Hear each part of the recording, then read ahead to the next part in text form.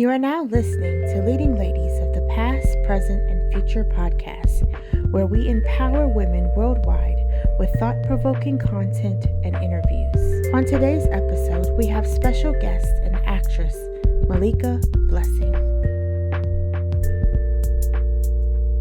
Okay, and what was your favorite purchase in 2021 under $100?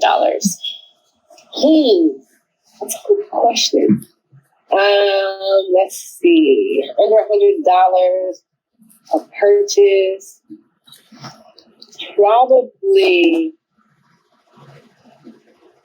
Oh, that's a good question. Let me see. A good person. I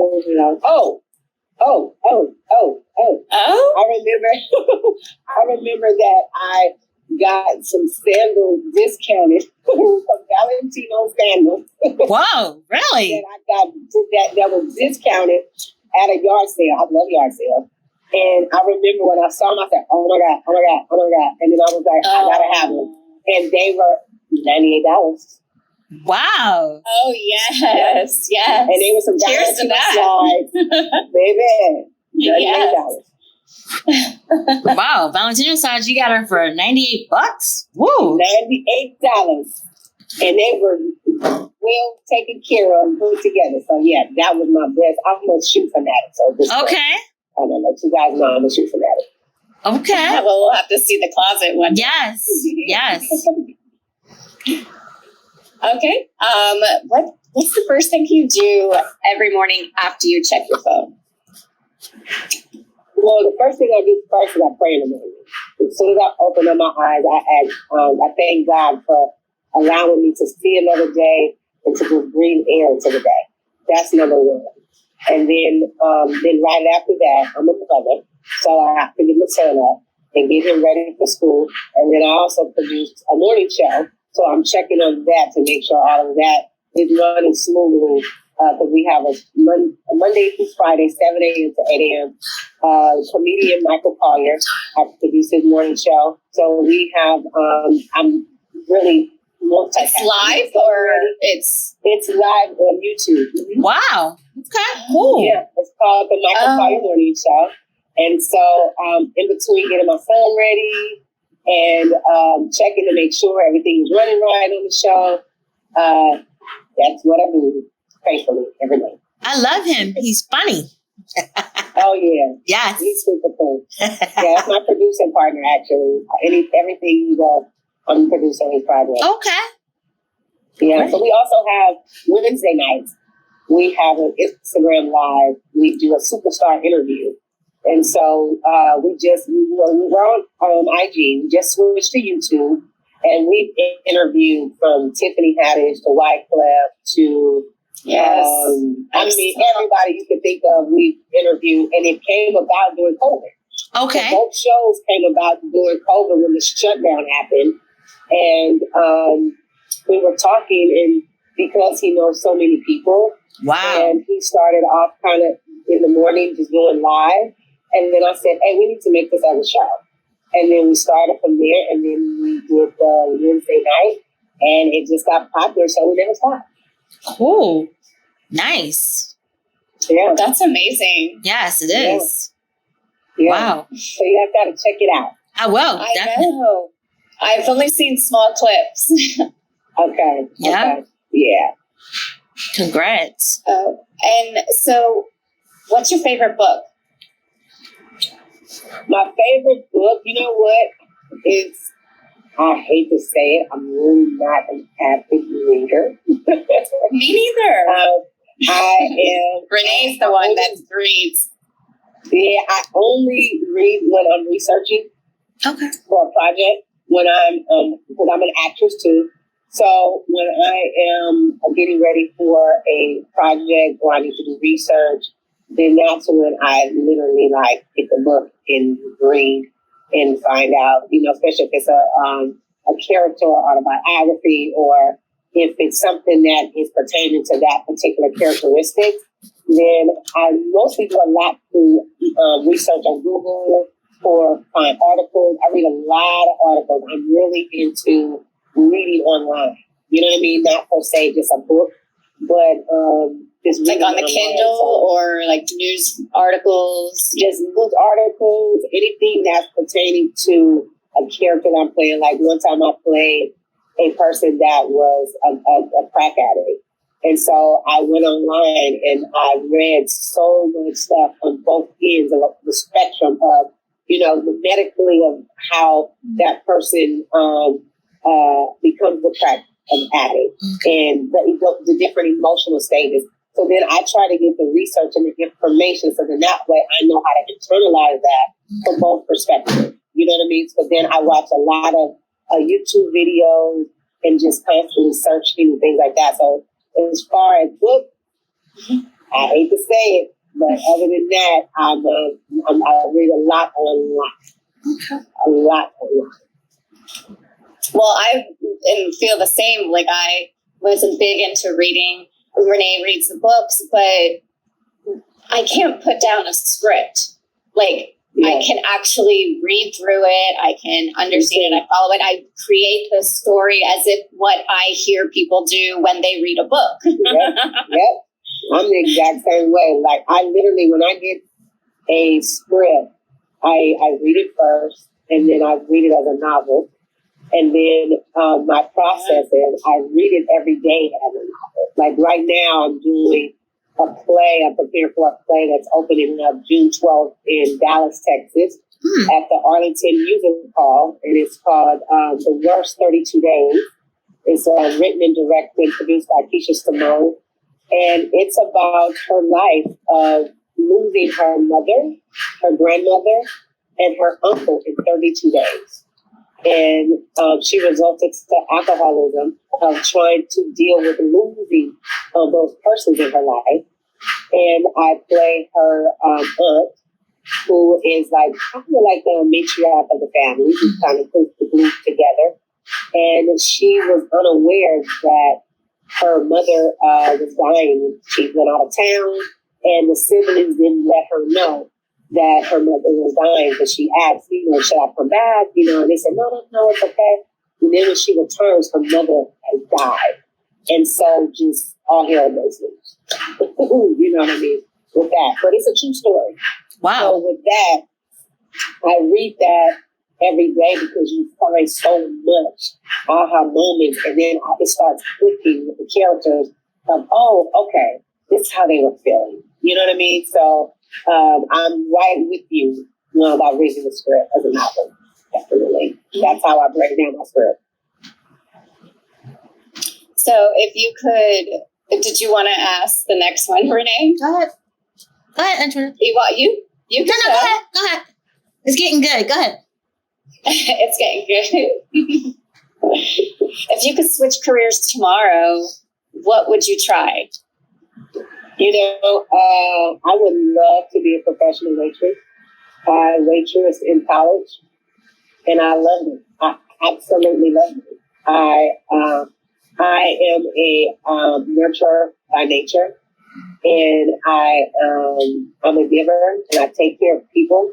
And I think that's what has me very successful in this business, because I treat people how I want to be treated. And it's just something about waitressing and making the customers' evening the best evening. I used to have fun with them. I mean, I would know, especially when I would have regulars, and then I would know their drinks, I would know their appetizers, I would know what they want, because I invested in my customers. And I made a lot of money. Sounds like it. So I guess you're a good tipper. Right? I am. And my husband, he always said, you're tipping them too much sometimes. But I know for being a waitress, what it entails. Yes. So when I see that they're going over beyond and they're interacting, then I'll make sure that I take care of them. But definitely being a waitress. Oh, you know what else? In conjunction with that, I always wanted to train on a bigger scale waitresses or people in customer service on how to treat people. Yeah. I always wanted to do to take it for every place and to have like a standard. Yep, be a motivational speaker and going to businesses. You know what I mean? Like when they have seminars and being able to speak and let them know why I was always successful in customer service and tell them how to go over and beyond and what to do. So that is something definitely I wanted to do. I'm glad you asked that. Now, have you ever played a waitress? Yeah. I did. It was called Lost Soul Cafe. Okay. It was on TV One. It was with I co-starred with Loretta Devine Okay. and Christian Keys and Ernest Thomas for What's Happening. And so it was. It started off as a stage play, written by Dawnn, and then they liked it and they turned it into a film. Wow. And so I still was able to keep the role, you know, and but yeah, I played a waitress in that play. I see you. It was, you know, holding the tray and Being sexy. Yeah, right. It was easy. And I was at the cocktail waitress, so I had a little skirt on. Oh my God. I know you love that. You know, honey, I love it. But I see you and Ernest too many years. I see you and Ernest in a lot of stuff together. You said what? I said you and Ernest and couple things together. You and Ernest. Yeah, Ernest and I did another show with Ernest and Loretta Devine. Ernest Thomas played my husband. Oh. And that was, I love that play too. It was called, oh my God, it's one of my favorite plays. I played a Southern band. I could imagine. Yeah, and it was so, oh my God, it's going to bother me. I can't think of it. But, yeah, he's such a good guy, you know, and he pours so much. So does Loretta Devine. She pours so much She's into, you know, just giving information and talking and being real. I mean, I have been blessed to work with a lot of people that I looked up to, you know what I mean? And that's been so gracious to me. Well, who would be one of your favorite people that you have worked with, Malika? I have to say Loretta Devine is on the top for that. Yeah. I think when I worked with Dawnn Lewis from Different World, and we played best friends, she was probably my top person, her and Marla Gibbs. Oh my Gibbs, seeing her in the Jeffersons when I was younger, I wanted to be her. I love her comedic timing, and she was the reason why I wanted to do sitcom. Oh. And so when I got to work with her, that was just over the moon for me because she was one of the reasons why I wanted to do sitcom. But Dawnn Lewis, when we met, my first day at a table read, I got really emotional and I cried when I met her. And she just hugged me so tight because I remember seeing her in Different World. Yeah. And she wasn't thin. She had a shape. And, you know, I am shapely, you know, and I have my hips and butt. And to see someone on TV that looked like me, I wanted to be her. So when I got the opportunity to work with her, and she was so gracious, that's one moment I can say that I literally, like, I was emotionally first and I cried, and nothing else. I got me professional, you know. But she was the first one that I had that moment where I broke down. Because I know Marla Gibbs just got her star, right? This year. She did. She just did. She just got her star. She did. And her daughter, Angela Gibbs, she's an awesome acting coach. So she coaches me as well. Oh. So certain projects, she's excellent. She works a lot too. She's an actress, but she's also an acting coach. So I worked with her as well as Tiffany Rebecca Royal, who's my best friend, and also my business partner for Royal Blessing Entertainment. So those are my two acting coaches. Cool. What got you into acting in the first place? You know what? It's so funny. My mom said when I was young that the teachers always told her that I read with expression. And I always wanted to be the one to read in class. You know, you had to do the oral reading in class. And I thought that the way that everybody else read it wasn't interesting because they just monotone. At the time, I didn't know what monotone was, but it didn't sound right. Right. And I always wanted to read out loud in class because I was an animated child. And so then my mom started to put me in acting classes because she saw I started off in Shakespeare. And I was talking in class and, you know, just being disruptive, being a kid. And my mom took away my acting class. And she said that I told her that it hurt my heart. Wow. That I couldn't go to the acting classes anymore. But one story I do remember, I was in 6th grade and we were doing a Christmas play.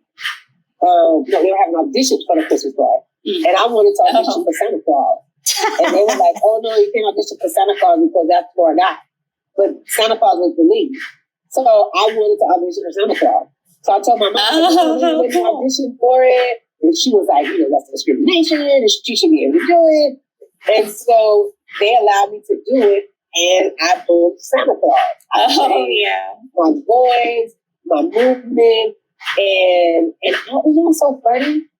I didn't realize how fearless I was at that time. I can kind of add that into where I am now, but I was adamant that I wanted to do that. Wow. And just thinking about that, just with people who are pursuing this, that sometimes we have to be fearless and we have to just, sorry about that. No. We have to be fearless and just believe in ourselves and in our talent and know that we're capable. And that what's for us is for us. Yeah. So we can't worry about what everybody else is doing because everybody's journey is where it's going to be. But whatever God has for us is going to happen, especially if we believe it. And I believed it at that young age. So it's a pivotal moment for me now. That's empowering. Yes. Yeah. Santa Claus. Santa Claus. Is that your favorite role? You know what? As a young child, the message behind it, you know what I mean? I'm going back to that now, just thinking about that. But my absolute favorite role that I played was, me and my husband did a play called Willie and Esther, written by James Wilson, and we produced it. And I traveled with Ella Joyce. I traveled with her for 5 years, and we did the play Willie and Esther. Also, she did a one-woman show as a part. But I used to watch her. Like, I would be, because I was her production manager, I would watch her, and I was like, man, I want to do that play. And it's a 2-character piece. So me and my husband was on stage for 2 hours. And when finally the opportunity came, because we did it in, I think, 2017, I think we did it in. Mm-hmm. And I was terrified because it was only us. But that was one of the best, my favorite and best roles that I played because I had to trust my fellow actor. Then just us working together because we lived together. Yeah. And then also being in the character and conquering my fears because I'm usually a part of an ensemble. Mm. So when you have to trust this one other person, I was afraid at first. And at first I was kind of making excuses, you know, I don't know, it is not the right time. But we had the date. Once we had the date, it was it. So that was a challenge for me.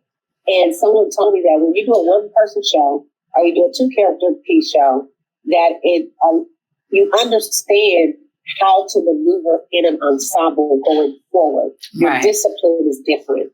And they were right. My discipline and now how I approach scripts now is different based on that play. And then I got the opportunity to work with my honey, so that was good. Oh my goodness, I know that was nice. Now, Ella Joyce, you said idols. I remember when I met Ella Joyce, I remember I was like, oh, when you was on The Rock, I always wanted to look like you. So she was like, well, you got eyes like me. But I just love her. I just love Ella Joyce. Yeah. Yes. Yeah. Malika, you met your husband on a set, right? Or on a play? Matter of fact, the play that I played the waitress. It was the first time that we did the play together, and he was in the play, and we just connected, and we were doing some promo stuff at the radio station, and we just kind of like started talking and connecting and started talking on the phone. He was always a friend because he was an actor, you know what I mean? So we had a friendship, you know, where we would support each other. And it just really came out of nowhere. I'm not even gonna lie. It wasn't nothing I was looking for, he was looking for. And we just connected. And it was my first time dating an actor too, before, you know, where we are now. So my ex-husband at the he never really understood the business. And sometimes he would be very harsh. Because of my drive and me wanting to be successful, and would, you know, put me down. But that's everybody that's not in the industry. Yeah, but he liked the glitz and glam of the red carpets and the different events and things like that. But the work that I had to put into it, and not sometimes being home or something like that, and it put a strife into that relationship. So once I met Danny DeMoy, once I met him, and I remember my first audition when we were together, but together, once we got together, and he was, you know, okay, so let's do it. And he was encouraging me. He was like, let's do it like this. And, you know, and afterwards, you know, like, how'd it go, babe? And this and that. And I was like, oh, okay. Like, he really was concerned. You know what I mean? And I said, wow, this is different. This is good. I'm not used to this. And I had to absorb that someone was supporting genuinely, and not feeling like, because of what I went through previous, of feeling like I was attacked because of the choices I was making. So like I had a business meeting, you know, and I was getting ready to produce a show or something. I had a business meeting. And he said, oh, how did it go? And I said, what do you mean? I said, you know, I was there, and, you know, it went a little longer. And he said, calm down. I didn't say that. I said, how did it go? You know what I mean? Like, it's okay. And I said, oh, it went good, you know, and I started talking about it. So now I talk his head off now. Oh my goodness. Every time I do an audition, I have that moment. It's like whoever I talk to afterwards, it's like, how did it go? And well, that was different. Like every time that was different. And I was like, so you have to absorb all these tools and okay, I have to expect this. Now I have to have this prepared for next time. And it's just, whew. Yeah. I was one time told I was like a librarian, and to do it like the guy from Back to the Future, Great Scott, right? Like to do it like that. And I'm like, but I'm telling them to be quiet because it's a library. Great Scott! Be quiet. Like, you want me to do that? I couldn't even fathom doing that. And it was like, okay. It was the weirdest thing. Yeah. Auditioning is just, in itself, you know, it was hard for me at first. You know what I mean? Like, I didn't like it. I didn't like auditioning.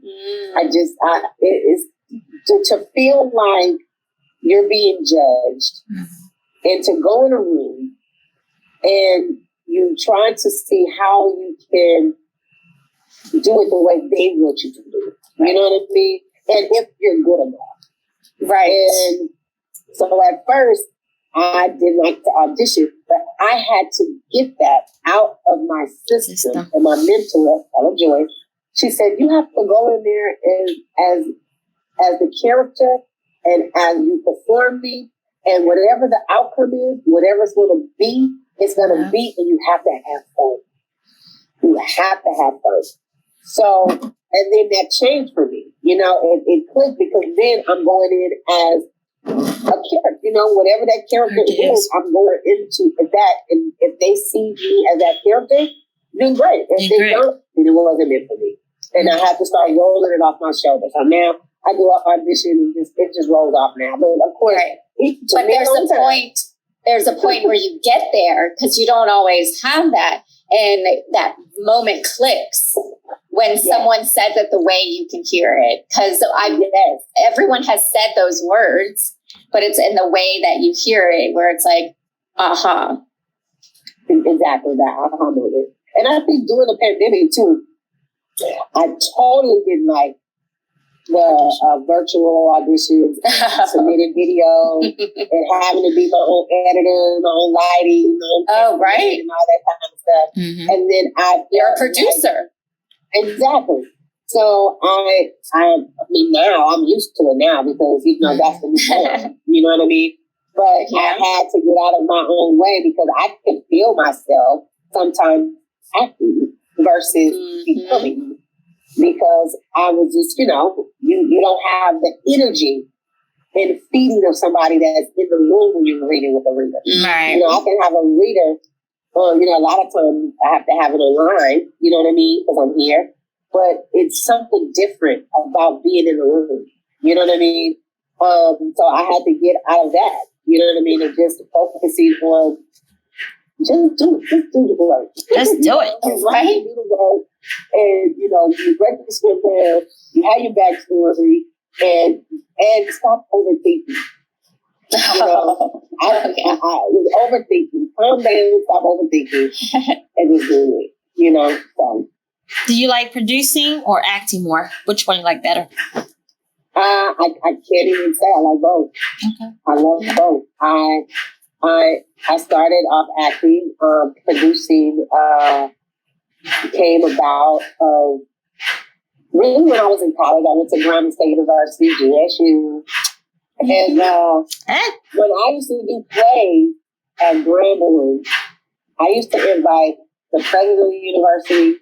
I used to go to the president of student affairs. In every department, I would go to the president or the VP and invite them to come to my show. Oh my God. You're awesome. And I knew that if the president came, that it was going to sell out. Wow. That everybody was going to want to be there. So it didn't hit me till later that I started producing it.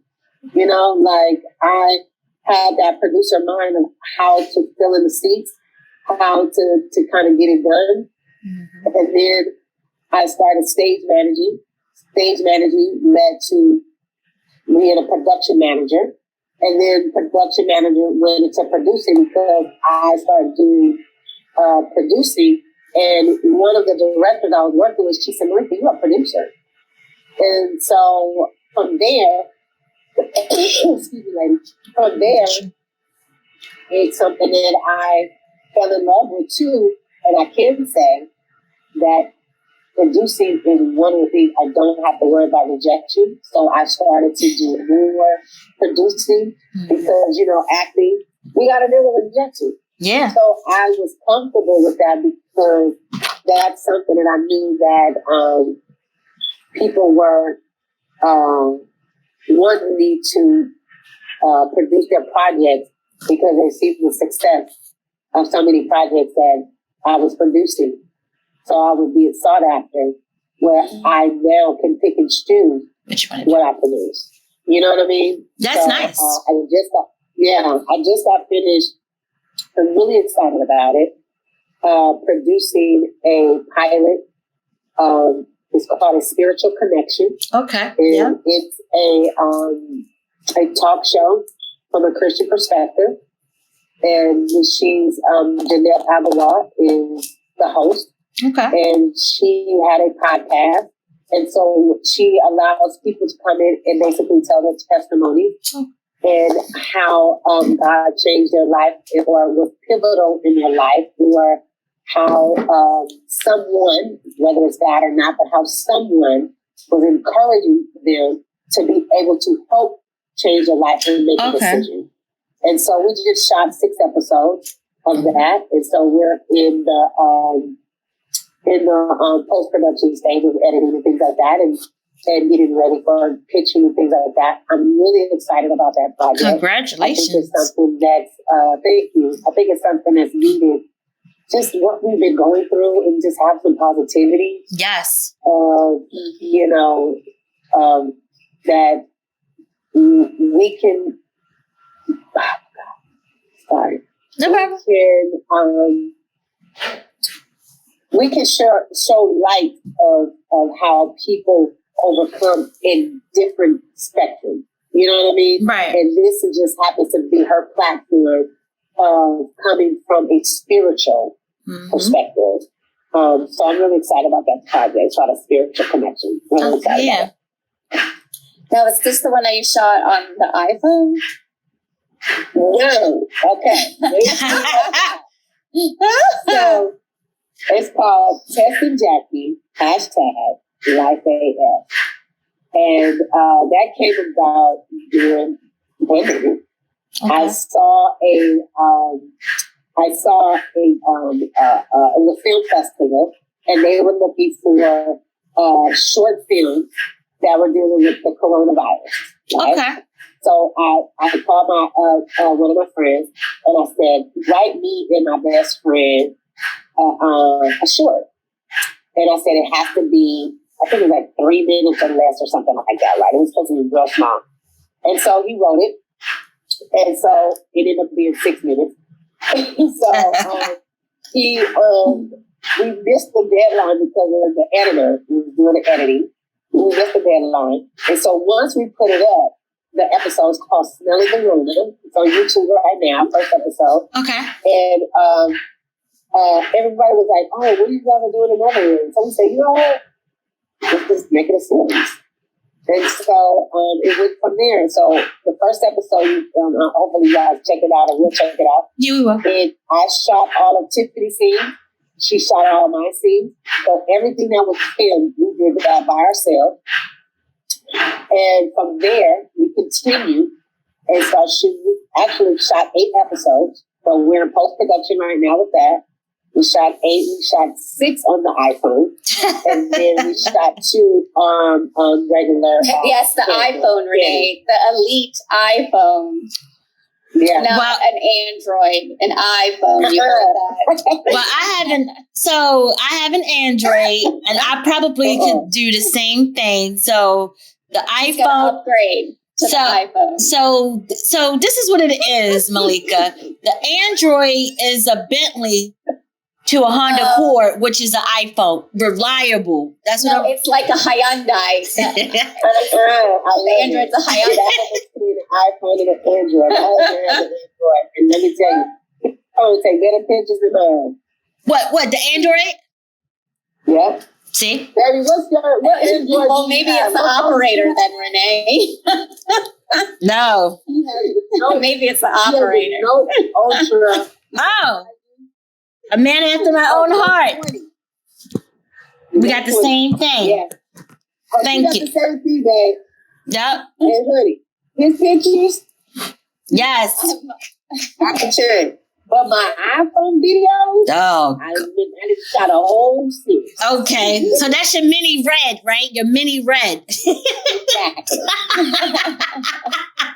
But you know what? I'm very excited about that show. People do shoot on iPhones. Yeah. Yeah. But I'm really, really, truly excited about that because it's something that we created. And really kind of following behind Issa Rae and how she started with the Awkward Black Girl and then going into Insecure. And so I went back and watched all of her episodes from the beginning of Awkward Black Girl. And on Tess and Jackee is kind of like... I didn't even think about doing that. Yeah, it's Lucy and Ethel with a twist of 2 broke girls and Pam and Gina. Okay. So we our comedy is kind of over the top. And we're excited, and we're just in a position where we're trying to create our own. Yeah. Yes, and once it's done, then start pitching it. So it definitely will be a sitcom. I just don't know where it's going to be. Yes. You got to create your own stuff and Learn how to pitch it. That's very important. Pitching it. Yes. And getting those no's. You're going to get a no, but it prepares you for the yes. Yep. So, you know, and I tell people all the time, you know, get the no's. You want the no's because the no's prepares you for the yes. Exactly. So, especially when you're producing other people. They're like, I produce so many other people's stuff in their dreams that I have to stop. The pandemic allowed me to circle back and realize how I needed to get back to myself as an actor. Yes. And to create my own and make my own scene. So that's tell your own story. Yeah. Exactly. Yeah. What is your dream role, Malika? I love autobiography type films. Okay. It doesn't matter what it is. I do want to play Marriage and Life. Really? Oh my gosh, I can see it. Yeah, I have some pictures where I have like a shortcut and we look alike. You know, I always got told with my short haircut that I look like Mary. So I watch a lot of her stuff and her mannerisms, so that way when the time comes that I can be prepared for that. But I love period pieces. Period pieces. I love period pieces and true stories. So I definitely want to make sure that's on my vision board to do a period piece. And also to be on a Lifetime movie because my mom, when I say she loved, like, all she watched a Lifetime movie. Lifetime movie. And it was just made my day.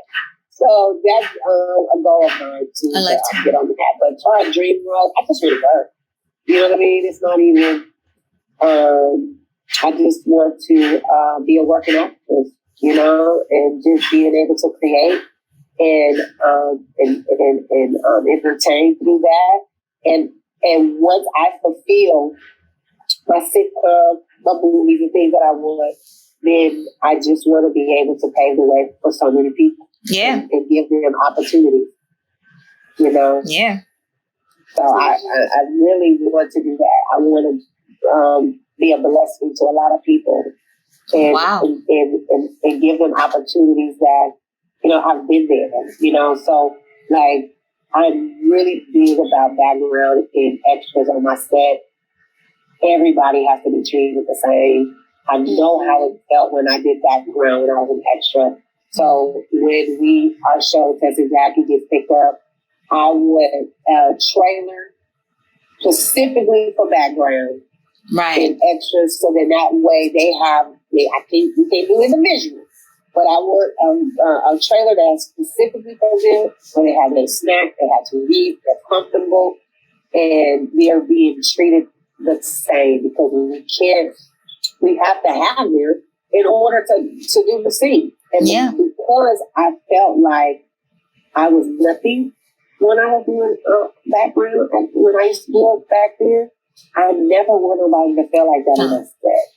Nope. I worked on something major, huge. And it was like my third time doing background. And it's like going hours and hours, and where's lunch? And we're outside in the summer wearing basically layers of firefighter type outfits. So hot. Mm-hmm. And it was like 7-8 hours in. It's like, where are we going to eat? Right. Can I get a water?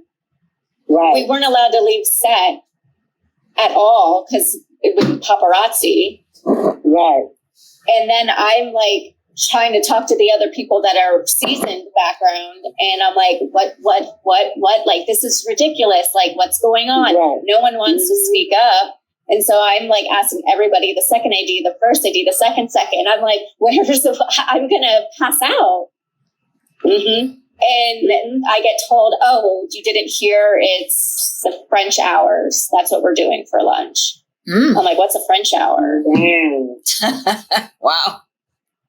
What is a French hour? I never heard that thing. Who knew? Wow. So now I'm asking all the people that I've now talked to, what's French hours? What's French hours? What's French hours? Like, what's this mean? And finally found someone, you just go grab food when you want and just leave set and tell them I'll be back. Wow. Wow. But I thought you said you couldn't leave.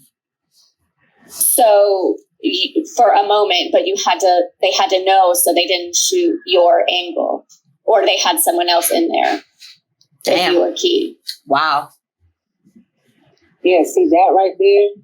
And then you had to stuff it in pockets and go back and eat it on set. Wow. Yeah, I've been there, and when I was doing it, I'm not putting a lie, I felt uncomfortable. I felt like I needed to go to a trailer. I was just like, it doesn't feel right. You know what I mean? And I was just like, for everybody, it's different with how they do it. I have nothing against it, but I did it 4 times. And wow. 4 times, I said, I can't do it. I said, because it felt weird, you know? And I felt like, it was so funny because one of the last one that I did background for, the lead actress, she and I had did an audition. We got booked for this film in New York, and it fell through. And now she's real popular. I'm not gonna say her name, but she's real popular right now. And so when I we're gonna ask. Yeah. Ooh. And so I went on set as a background, and she comes out the trailer. She's like, "Hi, Lisa. Hi, how you doing?" And she was like, "Oh, I didn't know you was in the movie. What role you playing?" And then I was like, "Oh yeah, so I'm here, I'm just kind of, hanging out." And it felt, I'm always straight from the hip, and I'm 100.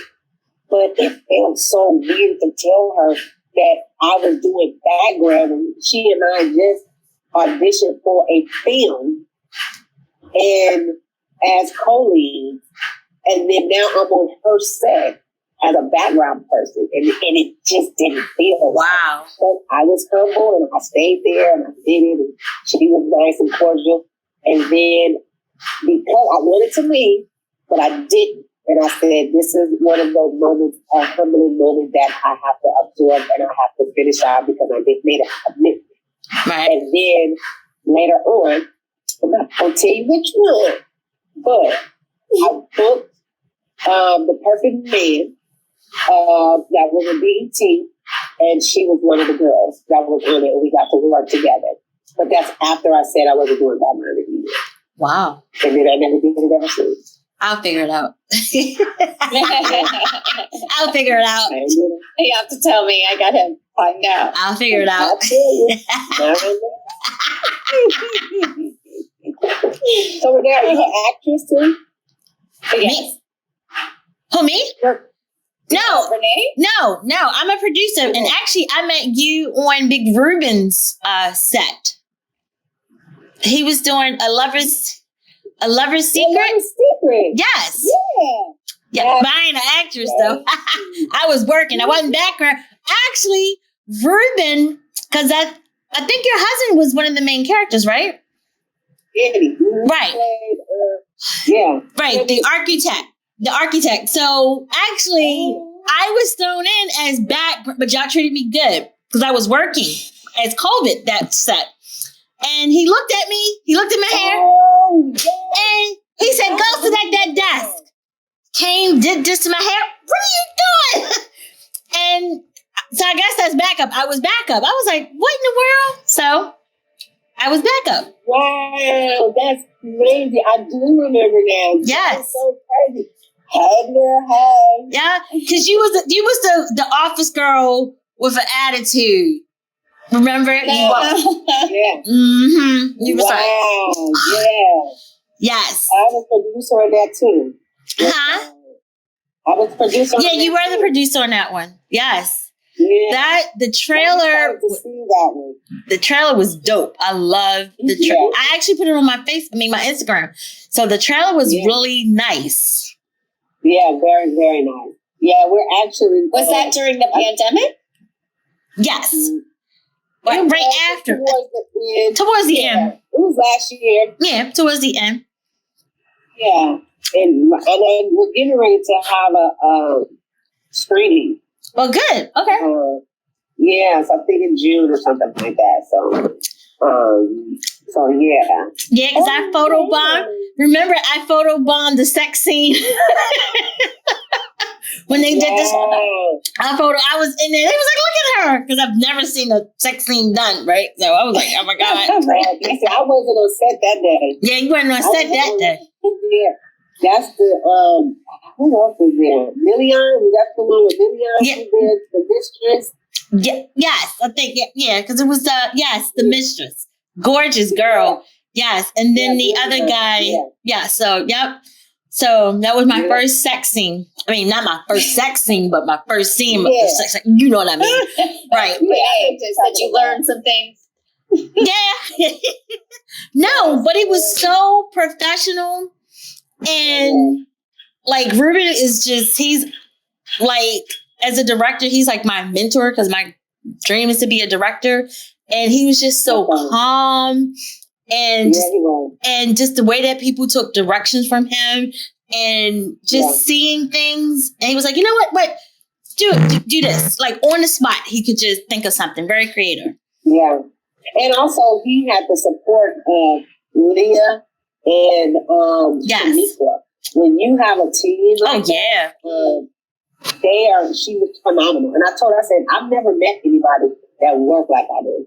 You know what I mean? Mm-hmm. I told her I was very impressed. I love Shanika. Mm-hmm. Yeah, how she moved. And Shanika, I mean, I've been doing Shanika forever.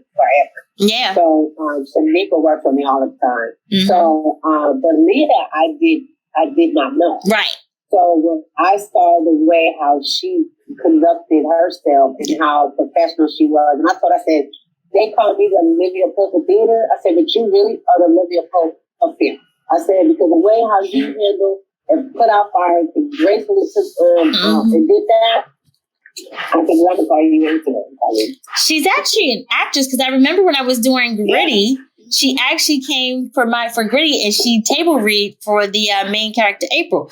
So when she finished, she was like, I got the part, right? I was like, oh. But yeah, she's an excellent producer. Because I said to her, I said, this is you. This is, she's an excellent producer. Yes. Yeah, and an actress. So. Yes. But that set, I had no issues with how it was ran very, very Yes. That was like one of the best. Yes, everything was like 1 point. Honestly, it was one of the best sets that I've been on. Yeah. I'm not going to lie. I've been, as you said, that was one of the best sets I've been on. I'm just organizing the house, dirty, and making sure everybody got a meal and to eat, and makeup, and this and that. And so, it was symbiotic. Yep. Everything worked in tandem. So it was a great set. Yeah. Well, Malika, is there another position on the crew that you might want to try if you are behind the scenes? I'm like Renee. Because I wear my glasses. So I'm like when I first came to LA, I directed a lot. Directed a lot of theater. So that's something else that I would eventually like to get back into is directing. And I kind of dibble and dabble in it at times when it's needed. I co-direct, and then Michael Colyar, his one-man show after Iona Morris. After Iona Morris directed his show, and there were some things that was continued on, and traveled with it and toured with it, and there were some things that I directed with him as far as that, and I definitely want to get into that, and then even with Tess and Jackee. She and I, Tiffany and I, directed some of the episodes. Right. You know what I mean? So, and we know what we want. So we came up with the concept. We just had writers with the script, but we knew what we wanted. We knew what shots we wanted. You know what I mean? When we started bringing in directors. So I definitely want to get back into that. I mean, I know I will. So that's not... I love that. I love creating So I definitely want to get back into directing. Get back into that director's chair for real. That's what excites me, because I'm a visionary and very creative. So, that's what I want to do. Yeah. It's going to happen. Well, thank you. Yeah. Put that on my vision board. And look, it already is. I'm acting in it. Definitely. Yes. Definitely. Yes. Yeah. Yes. And then you can have me directing some of your stuff. Exactly. I would love that. Second season. Done. Yeah. Already done. Yeah. Done. Thank you. Done. Well, do you have any advice that you would give to like future leading ladies or the next generation that are trying to break into the industry? Yeah.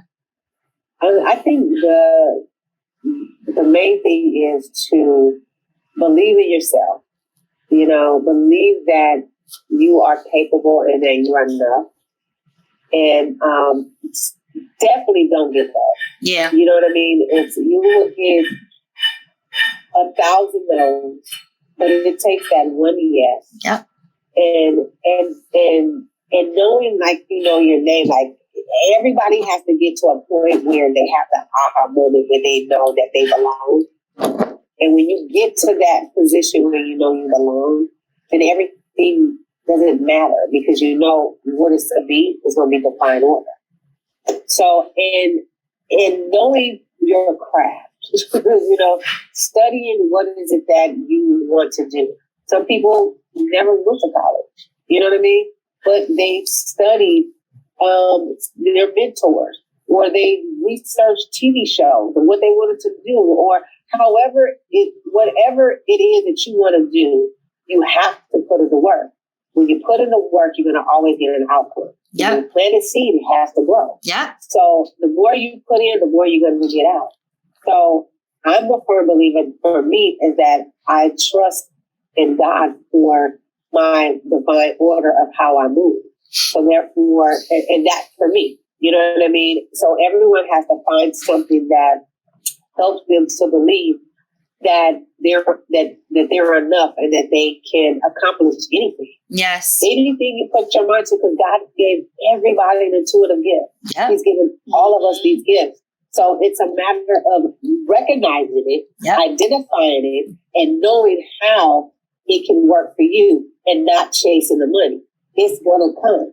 So when you put your all into something, the money will chase you. The people will chase you. And when you believe in yourself, like when you have faith and you believe in yourself, like you believe, like you know your name, when you know your name. You know when you wake up, you're going to brush your teeth. You know, it's certain things that we take for granted that we know automatically that it's going to happen, that we're going to do. So we have to have that same mentality when it comes to our careers and what we want to do. And it's not easy. So it's many of days that I've cried and like, why? I've cast so many actors. I've produced so many shows and they've gotten an opportunity and they have their own TV show and they have their own this. Yeah. But you know what I mean? I had to really realize that what's for me is for me. Yes. And I just got to say this real quick. I went on the Time Joiner Cruise and Tyler Perry was having auditions and his casting directors was there. I'm on vacation. Okay, I'm on vacation. We're going to Jamaica. We're going to Mexico. We're doing all this kind of stuff. So they said they hold an audition. So I go in. It's like 250 people. I go in. I do a monologue. I'm thinking, go ahead and do a monologue. Then I get a message that I made round two. Round two, they have 33 people. Okay, they have 33 people. Out of 33 people, it was a third round. They say it's 11 people that they chose. I'm one of the 11. Wow. Mind you, I'm on vacation. So then we go to the theater and I'm in my element because, I graduated, I'm a theater major. So I'm in my element. I'm on stage. The lights doesn't bother me because some people, this new, they just went on me because they said it's Tyler Perry, right? So I go on stage And Tyler Perry ends up flying in to the audition too and gets on the boat, and we do the audition. We're stationed in Mexico. And from there, he picked 4 of us. And that's how I did the have and the have-nots. It didn't have nothing to do with the agent, Hollywood, the manager, the picture, nothing. It was my talent. And being at the right place at opportunity. Being at the right place at the right time. What is it? Opportunity, preparation plus opportunity equals success. Yep. Right? Exactly.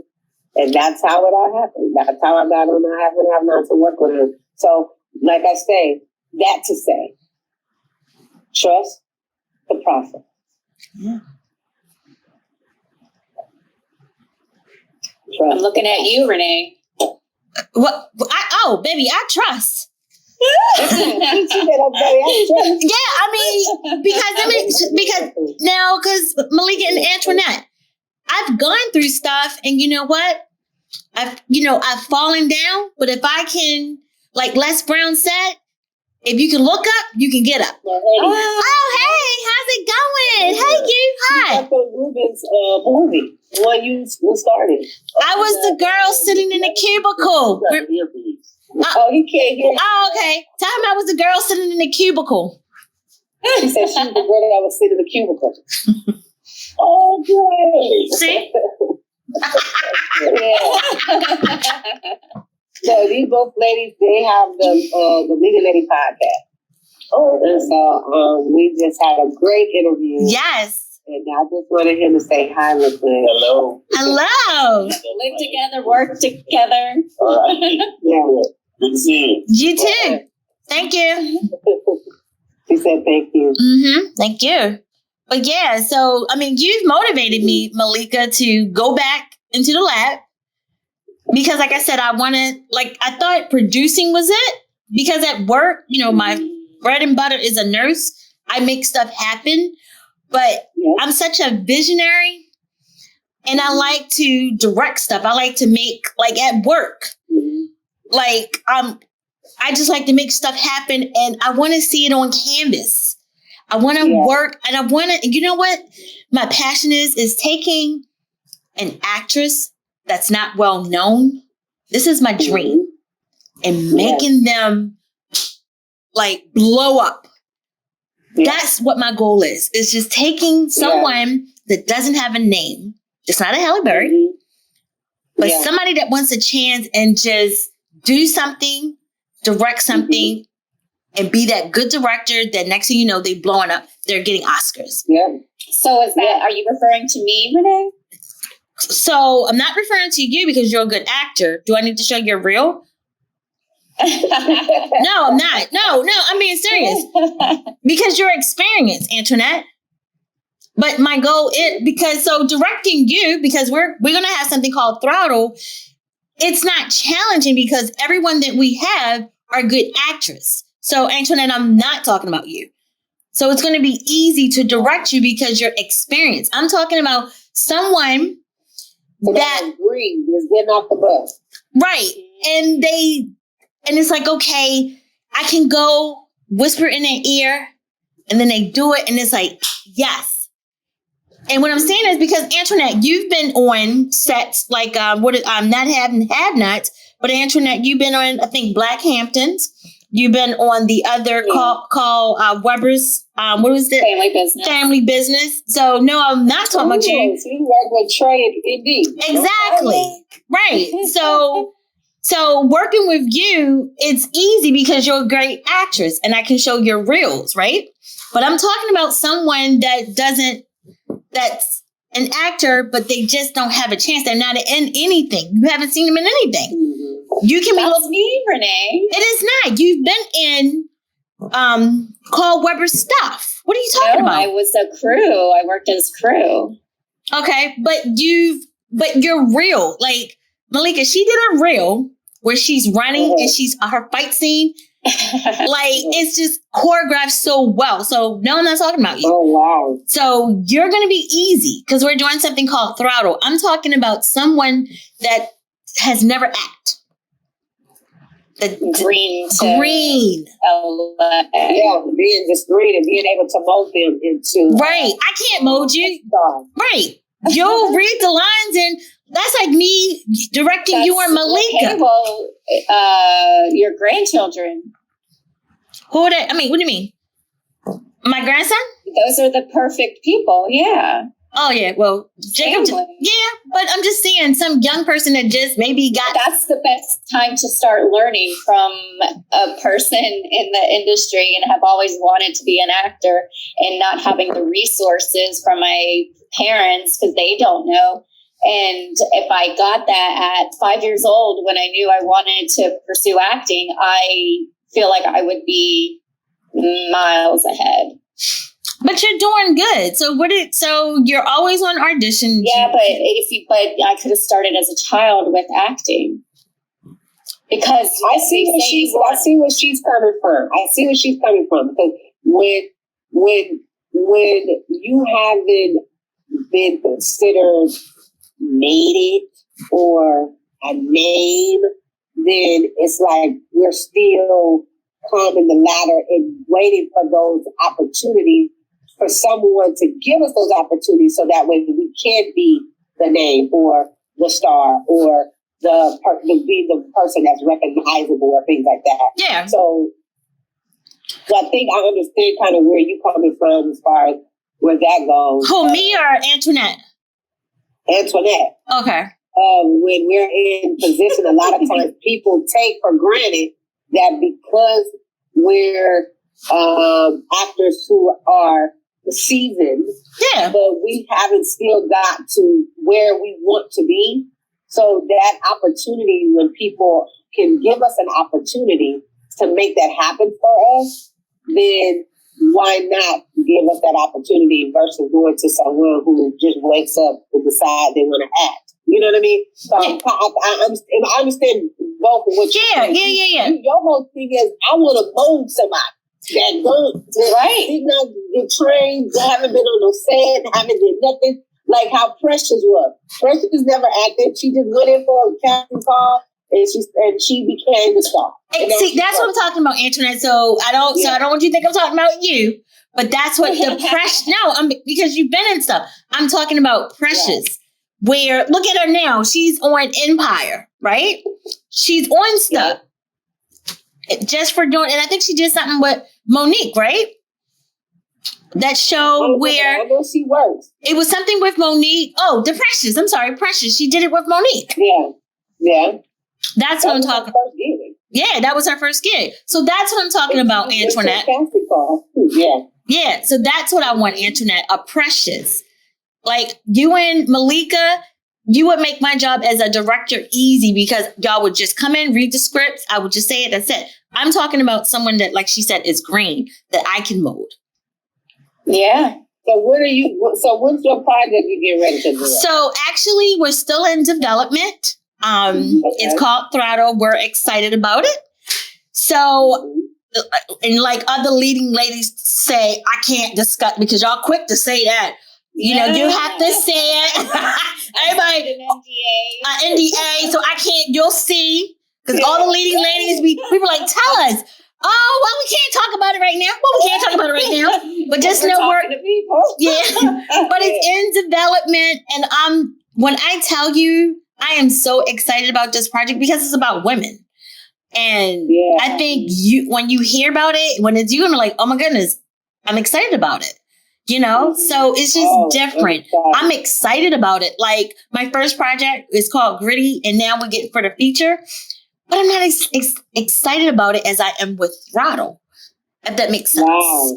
So I'm passionate about it. There's a message in Throttle that you want to tell.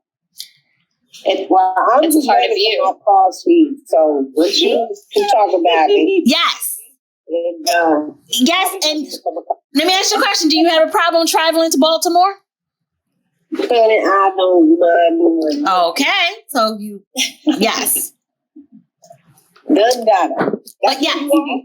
Well, no, I'm here in Los Angeles, but it's going to be based in Baltimore. Exactly. Yep, I'm ready. And I'm a bag already packed. Huh? Oh, your bags? Oh, cool. And hopefully you like seafood, because I want to hear I'm allergic to crabs. That's all I eat. Okay, well, good. That's all I eat. She wants to go get some crab cakes. And crabs. When you sit and all I eat. not this crap y'all have here in California. What is this Dungeness stuff? No. Not this stuff here. Well, Anthony, you have to send me your stuff. Yeah. I shall. Yes, I shall. I cast a lot. Yeah. I mean, I cast majority of the Level of Secrets, though. Okay, thank you. I cast a lot. So, yeah, send me your stuff. I shall when we get done. Yep. She does good action scenes. Yeah, it's really good to know. Yeah. So, very good, ladies. Thank you. Well, thank you so much for being this week's leading lady. And give your handles. Thank you guys for having me. Yeah, so leave your handles and where people can get in touch with you and check out your podcast and all of your works. Yes. So I have a new IG because my old got hacked. I heard about that. Man. So my new IG is Malika _Blessing _actress. Facebook, Malika Blessing. Check out Royal Blessing Entertainment. That's my production company with myself and my best friend Tiffany Rebecca Royale. We have our first episode up on YouTube called Smelling the Rona. Check it out. You can always check me on IMDb, see what I have going on, what I'm doing. And like I said, I have this play coming out June 12th. So anybody that's in the Dallas, Arlington, Texas area, hit up my Instagram if you want to film. It's called The Worst 32 Days. Written and directed by, produced by Keisha Simone. I'm excited about that. Wow. And I have a couple other projects. I'm getting ready to shoot a pilot. The sky's the limit, man. So yes. Yeah, well, we'll connect offline for sure. Yes. It's a blessing. Just check me out.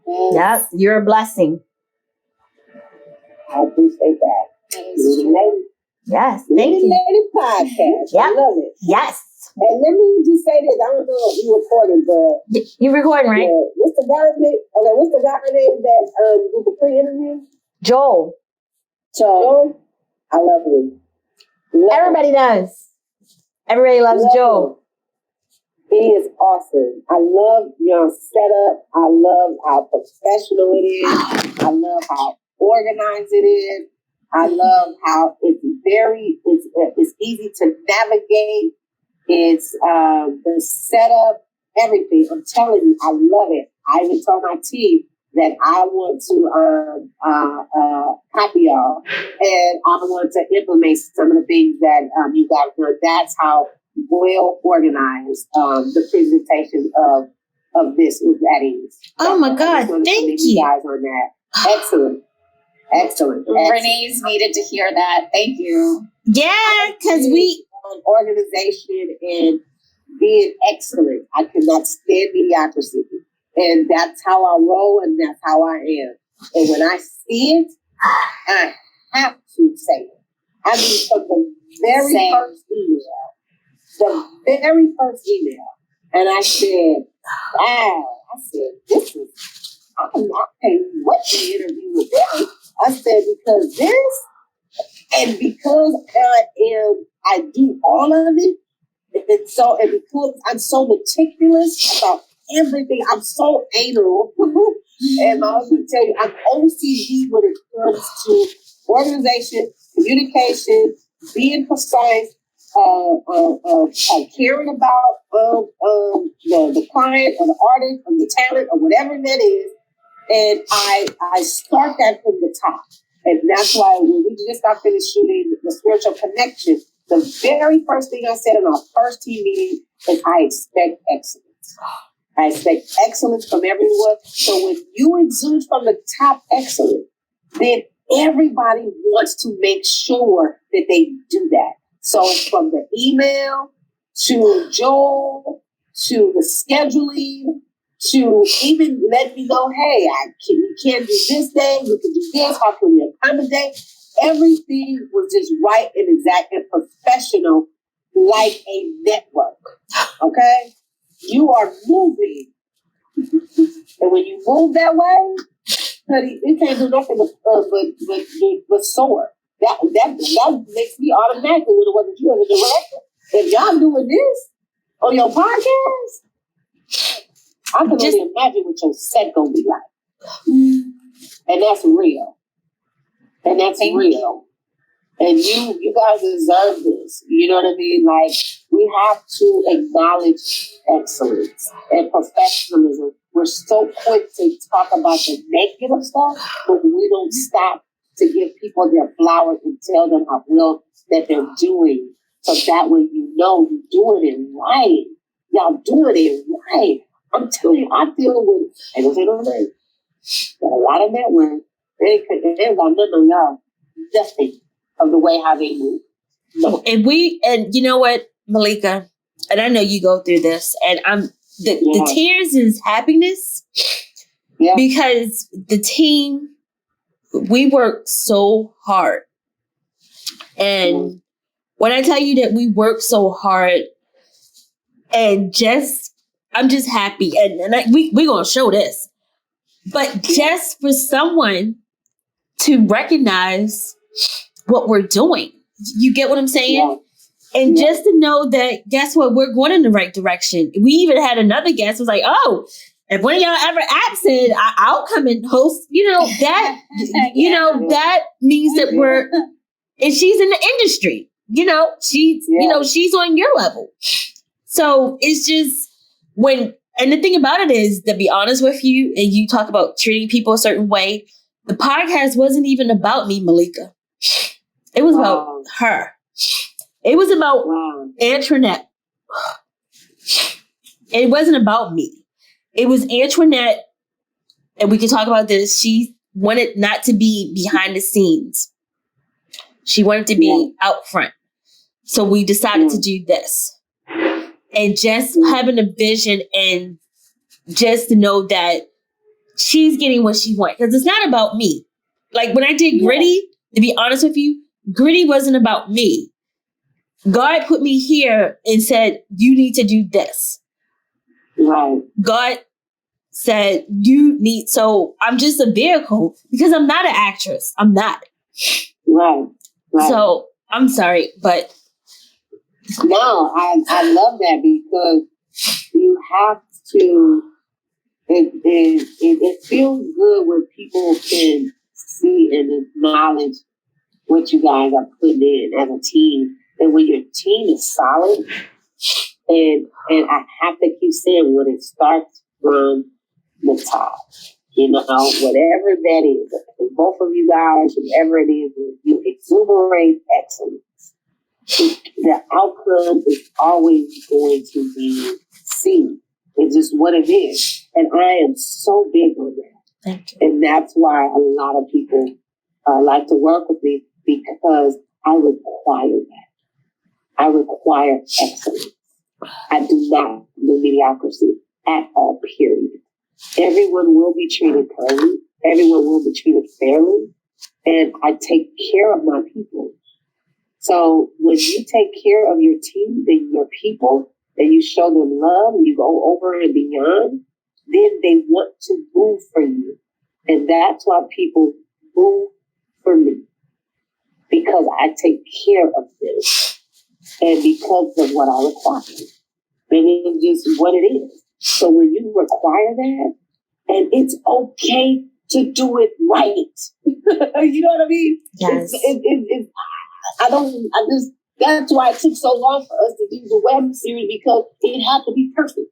You know what I mean? It's like because of how OCD we both are, until we said, hey, we can do this. And we did it. You guys came up with something, whatever the reason why, you came up with something and you're doing it. Your graphics, your setup, your producers, your scheduling, your administrative, everything is on point. And I see you guys soaring, and just whatever it is that you put your mind to that you want to do is going to happen. So, and even you being understanding where Antoinette wants to be and saying, okay, let's make that happen, is beautiful because my best friend is a phenomenal actress. And she became a mother. She has 2 kids. And sometimes you get caught up in that. And that's why I said, let's do this because what? If she's filming and I'm not, or vice versa, if I got to watch the kids or I got to do this, we got to make this work. So we sacrifice when we believe in each other. And you guys believing in each other and knowing when, like she and I, when it's time, it's a project, say, hey, this fits you. You need to be the lead in this. Okay, this next project, this is me. This is what I need to do. And we stay in each other's lane, but we respect one another. Yep. And that's how she and I work together, even though we're best friends. We've never had an argument. We've been best friends for over 20-something years. Now, not saying we don't have disagreement because we battle as far as of what we want. But with that argument where you don't talk to each other and stuff like that, no, we don't do that because we respect one another and we respect others' opinions and we know when to stop. Yes. We know when to say, okay, I hear you. But we debate. We're creative. You know what I'm saying? We're artists. We're sensitive. And you should. You know what I mean? So because she probably challenges you. And that's good. She probably challenges you. She does. And we balance each other out. We had a company first called Action Arts. It was 4 of us. Wow. She and I was the only one that was working and putting in the work and blah, blah, blah, blah. And it didn't work out. And then it was like, okay, we're the ones doing all the work. We're the ones that's doing this, that, and whatever. So then let's do our own. Yeah. And that's how it came about. But we tried. You know what I mean? And it didn't work out. So when you respect one another, and I just had to say that because I told Michael Colyar, I said, let me tell you something about this. Let me look back at. I said, I like they setup. And I said, and I want to copy they setup. No. I said, because wait a minute. You told Michael Colyar that you like this setup? I sure did. Yeah. I sure did. I told him the scheduling of how easy it was for me to go in and choose what day I wanted and tag and this and that or whatever, because I do it already. You know what I'm saying? So I said, oh, I like this way because it takes out the middle person of having to go back and forth with does the scheduling work and having this and does it work, this and that. Now our celebrities, of course, we can't do that. So Oh yeah. But on our morning show, we can. You know what I mean? So I said, wow. I said, I love this. I went to my team. I sent them the link to research this on how this. They said, oh yeah, it's this, and this. I said, that's what I want. I swear to God. Wow. And look, I'm never ashamed to learn and see what can work when I see that it works. See that it works. Like that. Well, it's taken like both of our experiences to combine all of our brains together to get the right thing. Yeah. Because I have a legal background managing law firms and with her in the medical field and dealing with emergencies. And law going to law school and stuff like that too. Mm-hmm. And science. So all that in this little brain. Right. Wow, that's phenomenal. Congratulations, lady. Thank you. Congratulations to you as well. Thank you. Yes, thank you. Yeah. Okay. Well, thank you. That was amazing. Thank you for being our guest. Our leading lady. Thank you. Yeah. Yes. Thank you for having me. Thank you for having me. It's a pleasure. Thank you for having me. Yeah. This was good. It was fun. Yeah. So we probably have to. Thank you so much. You probably, when we release your stuff, we probably have to give the audience a bonus because we got a lot of content here. So we got a lot of content. Yes, a lot. Whatever you need, I am happy about it. I just hate that my other account I hacked got it good. Starting all over, you know. I had a lot of followers. Yeah, you did. Oh Yeah. So now, you know, it's what it is. But you know, I'll push it out and let people, you know, tell them about it and what it's possible. Both platforms. I only use Facebook and Instagram. I'm mostly Instagram, but yeah, you know, sometimes it's okay to start fresh. Yeah, that's where I'm at. Yeah. Know? A lot of people have been getting hacked lately. Yeah. I've seen lots of people. So they stealing the followers. That's what they're doing. Stealing the followers. It's crazy. And then I was kept changing my password, you know, trying to change it. And I said, why am I not getting an email? I was sending the hackers the code to get into my account because they changed my contact to their email address and their phone number.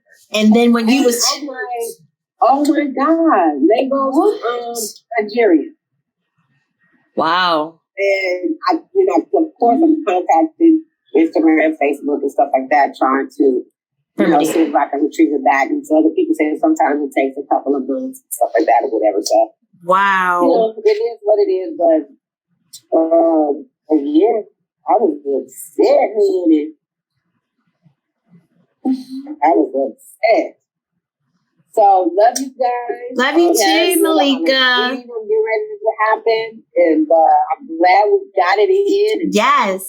And, yes. My birthday Saturday. Okay. Woo. Okay. Well, happy birthday. Are you doing anything exciting? You doing anything?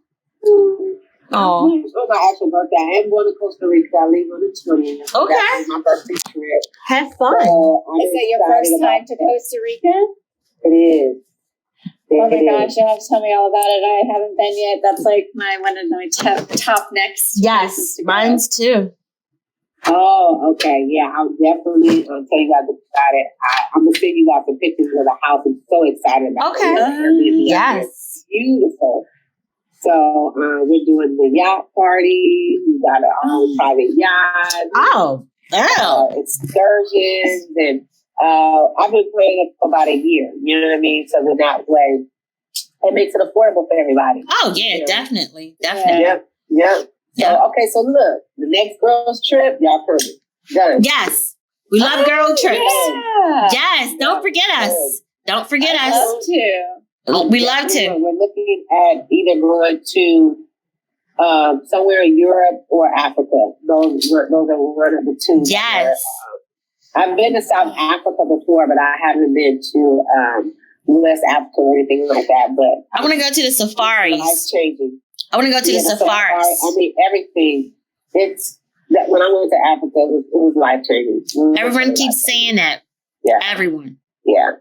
So I just want to go everywhere. So you name it, I'm there. Yeah, I'm there. Okay.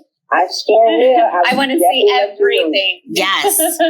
Yeah. As a matter of fact, one of the girls is doing a wine tasting trip over in Italy or something like that. Oh my God. Yeah, let us know. I'll get the information and I'll send it to you. I don't know when they're going, but I mean, I don't drink. So, we don't either. Okay. No, yes, because you're a lightweight, Renee. We don't drink either. Yeah. One glass of wine for Renee, and that's it. Let us know. We want to travel. Yeah, I don't like the taste of it. Okay. Yeah, I'll find out. And it's a group on Facebook. Okay. That I'll connect you guys to. I have to find it, but it's a group that I used to be in, and they have a lot of girl trips. That a lot of my friends that do it. You know what I mean? So, and thank you. And I like it because you're planning for the year, so you're. Even though it may be expensive, but you're breaking it up. Yes, that's good. Yeah, and that's the smartest way. Yeah, because I need a pay plan. Yeah. Yeah, I need to put stuff on layaway. Exactly. Well, it's spring break for us as adults. Yeah. For real. It's our spring break. Yeah. We want to go do stuff. Yeah. We need that mental Break. escape. Yeah. Mm-hmm. I'm so excited because I haven't since this is my first trip since pandemic. Wow. So I'm like, and I've been nonstop. So I just said I cannot wait to leave. Keep us informed. Husbands and kids and How long are you going for? we're going A month? days. Say it 7 days. How long? Girl, I wish I could 6 days. Okay, that's good. That's enough. Is there anything wrong if you for get? the 2 years of the pandemic? Exactly. But nah, I'm not. I think the wife before the pandemic, I took my son on a Disney cruise. Oh. And it was for the kids. Yeah. Yeah. It was for the kids. I was The like, kids. Lord Jesus. Everything's about the kids. Damn it. I was like, Lord Jesus. Yeah, Jesus. If you like concerts, I love the Tom Joyner cruise. Oh yeah, I do want to do a Tom Joyner cruise. Yes. Oh, I Yes. had a ball. I've been 3 times. I love it. I love it. Especially if you you are a music person. Yes. Because I've seen New Edition, I've seen Johnny Q, I've seen Diana Ross. I love Diana Ross. Yes. I'm a total Diana Ross. Wait, like, do they perform every night of the cruise or something? Yeah, they're there. There's a concert. Every single night there's a concert. Yeah. And I mean, I've seen a lot of people. Mary J. Blige was on there. Snoop Dogg was on there. Yeah, they're on it. It's a celebrity cruise. Yeah. Celebrity And then cruise. they're just walking around, chilling, Yeah. sitting, eating with them. And, Yeah. you know, they have casinos, so you're, doing different stuff. And, Yeah. everybody is just cool. You Yeah. know what I mean? So I love it. When I tell you I loved it, Yeah. love it. I can't even go on a regular cruise no more than one other time. He still has the Tom Joyner cruise. Yeah, but I think now it's Tavis Smiley is taking over. Tavis Smiley. Tom Okay. Joyner cruise. Okay, Yeah, cool. Because he's retiring. Okay, cool. But I Tavis- haven't heard anything about it since the pandemic. Yeah, yeah, Or when they're coming back. Yeah. yeah. But, so, anyway, I can stay talking. Okay, Y'all can okay, answer. I know. I know. We're friends now. Yeah, we are. Thank you so much, Malika. Yes. No problem. Don't forget to send me your stuff.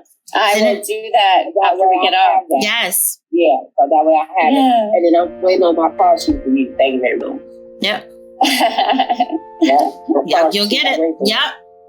All right. All right, babe. Okay, Bye bye. bye. Bye bye.